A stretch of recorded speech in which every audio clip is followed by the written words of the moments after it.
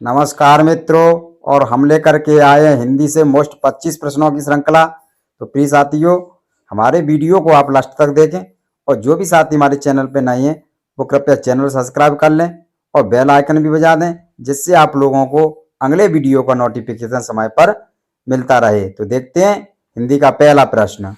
मुझसे उठा नहीं गया वाक्य में वाच्य है। बताएंगे कौन सा वाच्य है?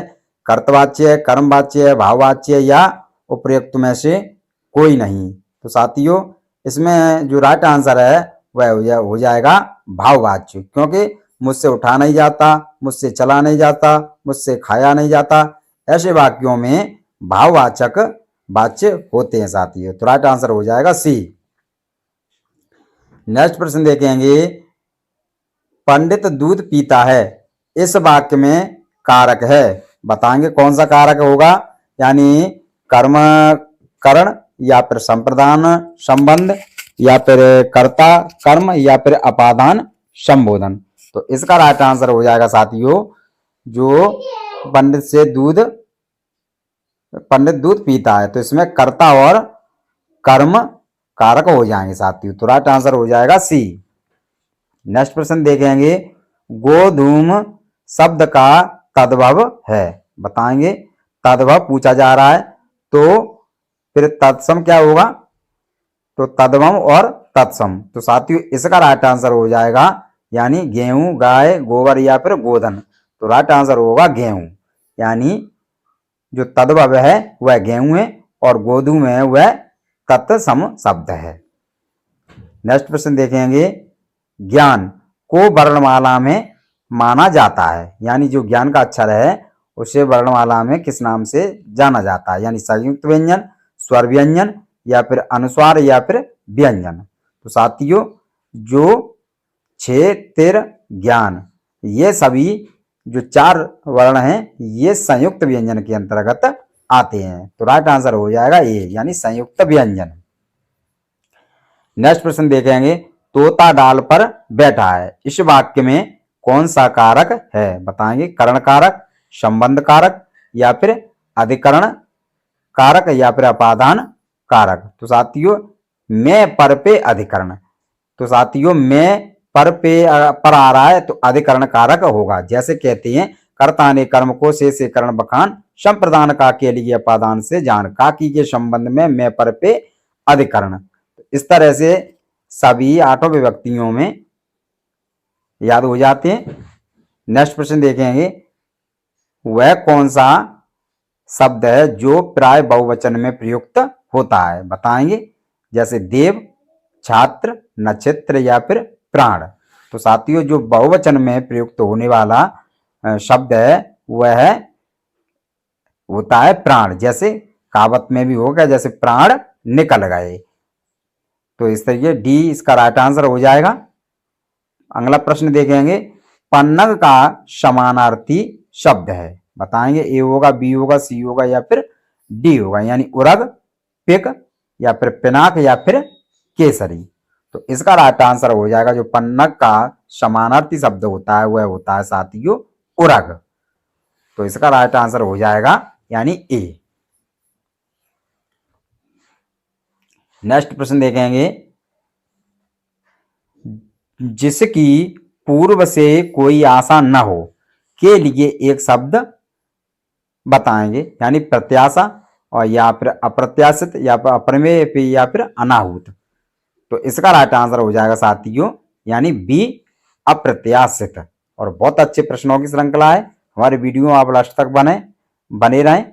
और साथियों, जो भी मैंने प्ले लिस्ट में और भी वीडियो पहले डाल रखे हैं उनको भी आप देखें, जो कि परीक्षा की दृष्टि से काफी महत्वपूर्ण वो भी वीडियो हैं। तो नेक्स्ट प्रश्न देखेंगे। नगर में रहने वाला को कहा जाता है, यानी शहरी, नागर, नरनारी, या फिर शरणागत। तो साथियों, जो नगर में रहने वाला होता है वह कहलाता है नागर। तो राइट आंसर हो जाएगा हमारा बी, यानी नागर। नेक्स्ट प्रश्न देखेंगे। आदिकाल की रचना है। बताएंगे अकरावट, छत्रसाल दशक, या फिर दीपशिखा या फिर खुमान रासो। तो साथियों आदि काल में रचना जो भी लिखी गई थी, जैसे खुमान रासो है, पृथ्वीराज रासो है, आलय खंड है, ये आदि काल में लिखी हुई रचना है। तो इसमें राइट आंसर हो जाएगा डी यानी खुमान रासो, जो कि एक दलपत विजय के द्वारा लिखी गई थी साथियों, नरपत के द्वारा लिखी गई थी साथियों। नेक्स्ट प्रश्न देखेंगे, राष्ट्र की भावात्मक संज्ञा होगी, यानी राष्ट्र, राष्ट्रीय या फिर राष्ट्रीय या फिर सौराष्ट्र या फिर राष्ट्रीयता। तो साथियों अन, पन, ता जैसे शब्द लास्ट में जोड़ दिए जाते हैं वहां भाववाचक संज्ञा प्रकट हो जाती है। तो इसमें आ रहा है राष्ट्रीयता, तो राष्ट्रीयता इसका राइट आंसर हो जाएगा। नेक्स्ट प्रश्न देखेंगे, निम्नांकित में से कौन सा शब्द स्त्रीलिंग नहीं है? बताएंगे कौन सा शब्द नहीं है, यानी ए होगा, बी होगा, सी होगा या फिर डी होगा, यानी सुबह, दोपहर, शाम या फिर दिन। तो साथियों इसमें स्त्रीलिंग जो शब्द है वह राइट आंसर हो जाएगा इसका डी, यानी दिन हमेशा होता है, न कि होती है। इस तरह से भी अनुमान लगा लेते हैं। तो दिन इसका राइट आंसर हो जाएगा, जो कि एक स्त्रीवाचक शब्द नहीं है। नेक्स्ट प्रश्न देखेंगे, निम्न में से किस शब्द की वर्तनी सही है? और साथियों ये कई बार यूपी टेट की परीक्षा में ये प्रश्न आ भी चुका है। 2000 ये आया था साथियों 18 में आया था। तो इसका राइट आंसर हो जाएगा, बताएंगे अनुग्रहित या अनुग्रहित। तो इसका राइट आंसर होगा सी यानी अनुग्रहित। नेक्स्ट प्रश्न देखेंगे, अघोष वर्ण कौन सा है? बताएंगे अघोष कौन सा है, यानी अ, ज, हा या फिर श। तो अघोष वर्ण साथियों सघोष और अघोष, अल्प प्राण और महाप्राण, इनके बारे में भी आप जरूर देखें। तो साथियों इसका राइट आंसर हो जाएगा डी, यानी स जो है वह एक अघोष वर्ण के अंतर्गत आता है। नेक्स्ट प्रश्न देखेंगे, भाषा कौशलों में सबसे पहले किस कौशल का विकास करना चाहिए? यानी लेखन, वाचन या फिर श्रवण या फिर उच्चारण। तो साथियों भाषा कौशलों में सबसे पहले किस कौशल का विकास करना चाहिए? तो वह करना चाहिए श्रवण, यानी हमें किसी की भी बात को पहले सुनना चाहिए, उसके बाद उत्तर देना चाहिए। तो श्रवण इसका राइट आंसर हो जाएगा। नेक्स्ट प्रश्न देखेंगे, संस्कृत के वे शब्द जो हिंदी से बिना किसी परिवर्तन के प्रयुक्त होती हैं कहलाती हैं? बताएंगे, यानी संस्कृत या फिर तद्भव या फिर तत्सम या फिर देशज। तो इसका राइट आंसर हो जाएगा तत्सम।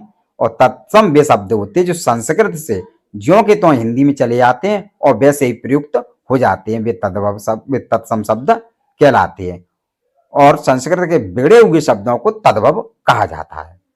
नेक्स्ट प्रश्न देखेंगे, भाववाचक संज्ञा बनाइए। बताएंगे भाववाचक संज्ञा, जो कि मैं पहले बता भी चुका हूं कि जिनके शब्दों के लास्ट में अन, पन, ता, तो ऐसे शब्द आ जाते हैं वहां भाववाचक संज्ञा बन जाती है। तो बताएंगे लड़कापन या फिर लड़कपन। तो यही इसका राइट आंसर हो जाएगा, यानी लड़कपन।